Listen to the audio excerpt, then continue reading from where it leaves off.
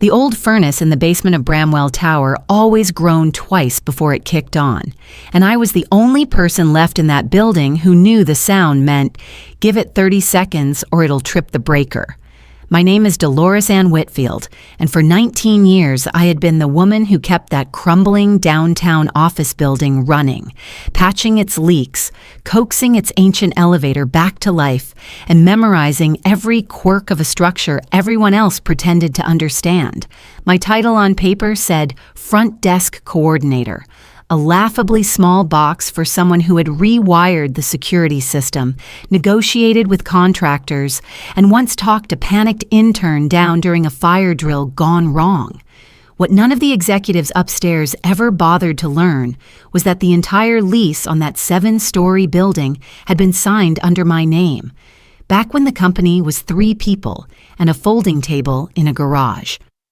One Tuesday morning, a calendar invite appeared in my inbox with all the warmth of a parking ticket.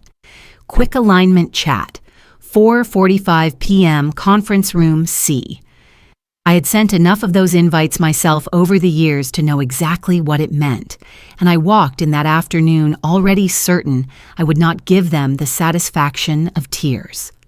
Across the table sat Priya Okonkwo Lang, the newly minted head of people operations, flanked by a corporate attorney clutching a manila folder like it held state secrets.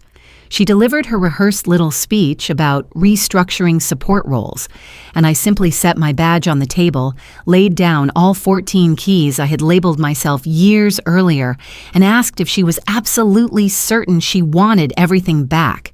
She said yes without hesitation, and I told her, quite calmly, that some doors, once closed, tend to stay that way for good.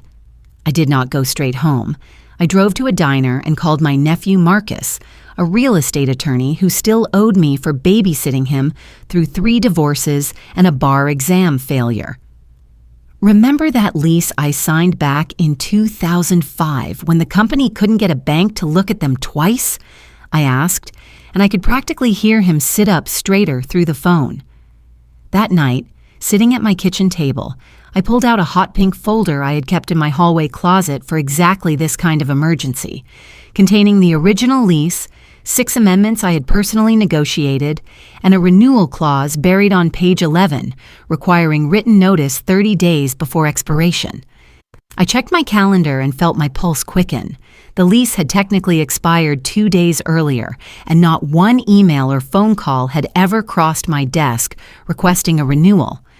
Marcus met me at his office the next morning, his tie slightly crooked, and read through the documents with a focus I had not seen on his face since law school finals.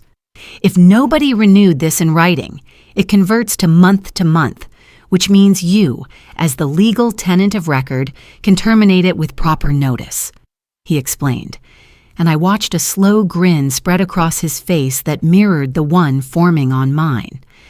I was not interested in revenge exactly. I preferred to think of it as simply following rules they had never bothered to learn, so I called an old acquaintance from my gardening club whose skincare startup was desperate for downtown office space. Renata's eyes practically lit up through the phone, and within 2 days Marcus had drafted a lease agreement between us, contingent only on the current occupants vacating as required by law. The eviction notice went out by certified mail that Thursday, addressed to current occupant Bramwell Tower, with 30 days clearly stated as the deadline to vacate. I heard through my old friend Ray in facilities that the front desk temp had apparently mistaken the certified envelope for junk mail and tossed it straight into the recycling bin, while the executives upstairs remained entirely oblivious, buried in preparations for an investor pitch.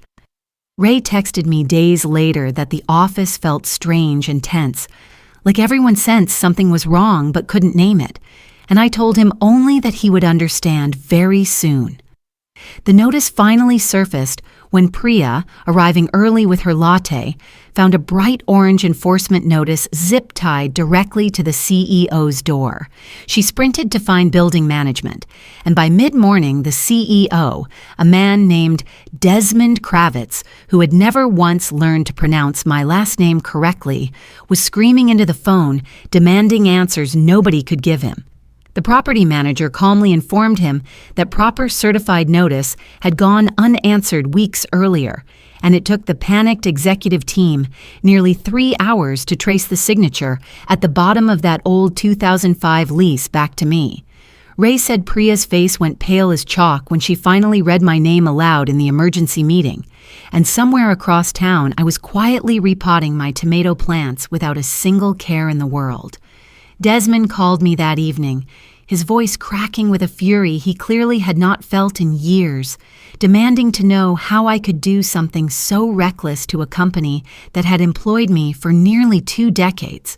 I let him finish completely before answering, calm as still water, that I had not done anything reckless at all. I had simply stopped protecting a company that had never once bothered to protect me. He sputtered something about lawyers, and I reminded him, gently but firmly, that I still had every piece of correspondence proving I had fulfilled every legal obligation to the letter.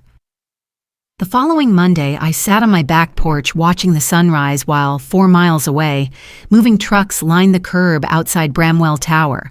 Ray sent me photos all morning.